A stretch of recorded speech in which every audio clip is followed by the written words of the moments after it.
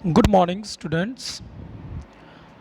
Guys, आज हम आपकी फिफ्थ चैप्टर की लास्ट वीडियो डिस्कस करने जा रहे हैं, जिसमें हम सम नंबर 9 से 13 सम तक प्रॉब्लम्स को डिस्कस करेंगे।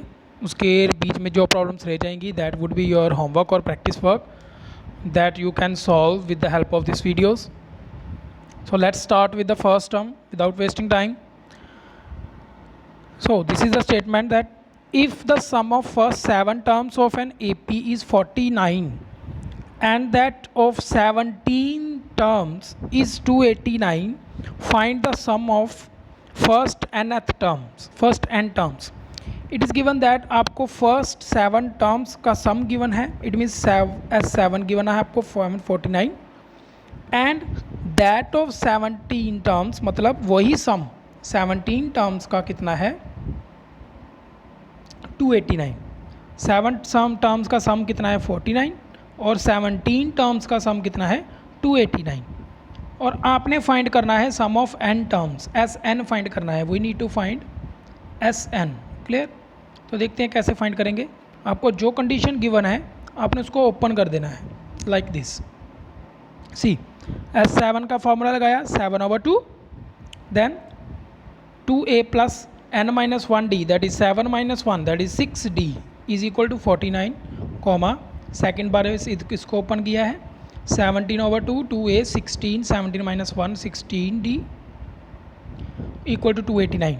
तो इसको पहले मैंने यहाँ से सॉल्व कर लिया है लेफ्ट वाली साइड को। तो ये 7/2 उधर जाके 2/7 हो जाएगा। कटिंग करके we will get this first equation. Then हमने इस सेकेंड इक्वेशन को यहाँ पे सॉल्व किया है। इट विल गिव यू 17/2 उधर जाके 2/7 हो जाएगा। तो ये 17 289 उसका स्क्वायर होता है 17 का। तो कटिंग होने के बाद you will get this equation. तो after solving first and third by elimination method आप d की वैल्यू निकाल सकते हो लाइक दिस। सी 2a के साथ 2a कट जाएगा। 16 में से 16d में से 6d माइनस किया 10d। This is 34 minus 14 20। तो d इज़ इक्वल टू 2। इसको हम 1 में पुट कर देंगे फर्स्ट इक्वेशन में। तो फर्स्ट इक्वेशन में पुट करने के बाद हमें a की वैल्यू मिल जाएगी। ये आपको आराम से करना आता है। तो as you find a and d equals to 2, तो you can easily find the value of Sn। तो Sn equals to n/2 2a plus n minus 1 × d। तो अगेन फार्मूला n आपने एज इट इज़ रहने देना है because we are going to find Sn। हमें general sum ही find करना है, n हमें पता नहीं है और ना ही उन्होंने दिया है, उन्होंने n ही रहने के लिए कहा है। तो आपका आंसर जो आएगा वो n में ही आएगा। That is equal to Sn is equal to n square. This is the answer. Very easy. Next sum देख लेते हैं। This is very most important sum, most important, क्योंकि बेटा आपके CBSE ने बहुत से सम आपकी एक्सरसाइज में से रिमूव कर दिए हैं। तो 14 से नीचे वाले सारे एप्लीकेशंस वाले सम थे। तो 15 16 17 अप टू 20 सम जितने भी थे ये सारे आपके क्या हो गए हैं, रिमूव हो गए हैं आपके सिलेबस में से। तो आपने ये वाले सम नहीं करने हैं, ये एप्लीकेशंस हैं। जस्ट आपके 14 तक सम ही चलेंगे। तो इसी वजह से, क्योंकि पहले उसमें से सम आपको 4 नंबर का मिल जाता था, अब वो नहीं मिलेगा। तो इट मीन्स ये वाले सम बहुत इंपॉर्टेंट हो गए हैं जो हमने अभी ऊपर कर लिए हैं। तो जिस बच्चे ने भी ये फिफ्थ चैप्टर की वीडियोस वाले सम सॉल्व कर लेगा तो आप गैस लगा सकते हो मोस्ट प्रोबेबली आपके CBSE के इसमें से सारे सम कवर हो जा सकते हैं। ठीक है, so do watch the videos. So 10th sum, show that A1 A2 and AN this is the AP form and AP। ये शो करना है कि ये AP फॉर्म करता है। Where AN is defined as below. आपको AN की define किया हुआ है। AN किसके इक्वल है 3 + 4n के। और आपने आल्सो फाइंड करना है sum of the first 15 terms in each case. ठीक है, तो इसका सेकंड पार्ट भी है, वो आपका होमवर्क है, इसलिए उसने ईच केस रहा है। आपने पहले चेक करना है कि ये AP बनता है और इसका S15 फाइंड करना है। क्लियर? सो चलते हैं अपने सोल्यूशन की तरफ। आपने करना कैसे है, फर्स्ट टर्म निकालने के लिए मुझे चाहिए A1। तो n की जगह पे आपने 1 फिल कर देना है, सिंपल एज दैट। बड़ा इजी सम है। फर्स्ट टर्म निकालनी है तो n1 फिल कर दो, सेकंड टर्म निकालनी है तो n2 फिल कर दो। सी n1 फिल कर दिया तो फर्स्ट टर्म निकल गई 7, n2 फिल कर दिया, 2 यहाँ पे फिल कर दो n की जगह पे, तो यू विल गेट 4 × 2 8, 8 + 3 11, ये आपका a2 आ गया। और आपको तो a1 a2 दोनों मिल गए हैं, अब आप d निकाल सकते हो दोनों को माइनस करके, इट विल गिव यू 4। तो आपका फर्स्ट टर्म भी निकल गई और आपका d भी निकल गया। तो आप अभी कुछ भी निकाल सकते हो, फर्स्ट टर्म भी निकल गई है, d भी निकल गया है। अब आप S15 निकाल सकते हो बड़े आराम से। तो S15 कैसे निकलेगा, फॉर्मूला आपके पास है 15/2 2 × 8 तो n इज़ 15, 15 - 1 14, d की वैल्यू 4 थी, a की वैल्यू 7 थी। आप इसको सॉल्व करेंगे and you will easily get the value of S15 which is equal to 525। Has the proof, very important sum, very easy sum. आगे चलते हैं। This is one of the most important sum, ये आपके 4 number में definitely आने वाला है। क्या कह रहा है वो, if the sum of first n terms, आपको अभी Sn गिवन है, look at here, sum of first n terms general sum given है आपको 4n - n², ठीक है, ये Sn आपको गिवन है। What is the first term, ठीक है, इसकी फर्स्ट टर्म क्या है जिसको उसने S1 लिखा है, अभी मैं बता दूंगा S1 क्यों लिखा है फर्स्ट टर्म को। What is the sum of 2 terms S2, ये फाइंड करना आपने, ठीक है, बहुत क्वेश्चन पूछे हुए हैं। What is the second term A2 find करना आपने। What is the third term A3 find करना है, A10 फाइंड करना है एंड nth टर्म, ये सब कुछ फाइंड करना हमने, ठीक है। दिया हमें सिर्फ एक चीज़ हुई है, दैट इज़ Sn। तो बेटा इसके लिए पहले मैं एक बात बताऊँ आपको, लेट अस से मेरे पास एक AP है जिसमें सिंगल टर्म है, दैट इज़ 7, एक ही टर्म है, तो इसका A कितना होगा 7, और A की टर्म का सम कितना होगा वो भी 7।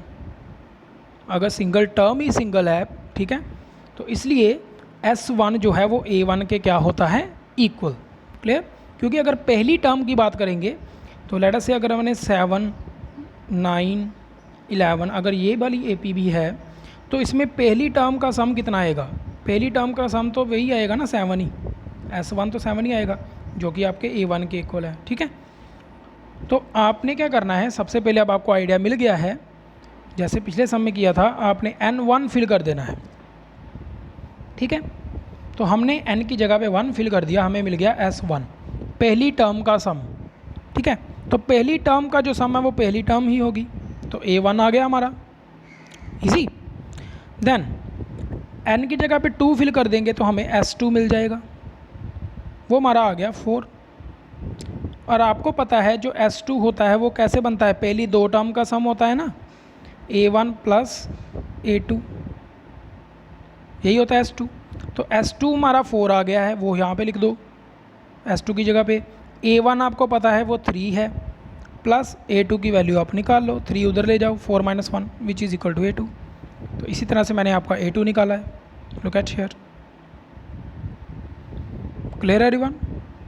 सो अब आपको A1 भी मिल गया, A2 भी मिल गया, है ना। अब आपने निकालना है D, अब हमें कॉमन डिफरेंस चाहिए क्योंकि थर्ड टर्म हमने निकालनी है।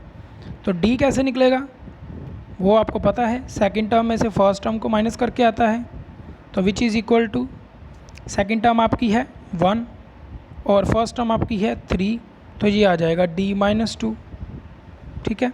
देख लेते हैं नीचे हमने ऐसे ही किया होगा, look at here, see this is your D - 2 आ गया। अब आपने A3 निकालना है थर्ड टर्म, तो क्या करोगे, सेकंड टर्म में D ऐड कर दोगे, सेकंड टर्म में D ऐड कर दिया, look at here, second term में D ऐड कर दिया तो हमारे पास सेकंड टर्म भी थी, D भी था, हमें हमारे पास थर्ड टर्म मिल गई, ठीक है। तो हमारी तीसरी टर्म भी निकल गई। और हमें क्या निकालना था, हमें निकालना था A10, तो अब आप A10 का फार्मूला लगा दोगे, A + n - 1D, तो 10 - 1 कितना हो गया 9D, तो D और A की वैल्यू आपको पता है, ये निकल गया।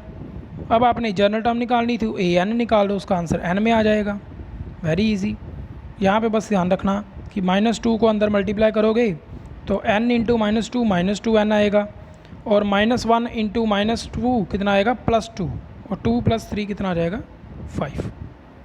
सो इस तरह से आपने सारी की सारी चीज़ें जो जो हमने निकालना था वो हमने यहाँ पे निकाल ली। इजी। अब चलते हैं इस वीडियो के लास्ट सम की तरफ। 14 सम आपका होमवर्क है वो कि इसी तरह का ही है।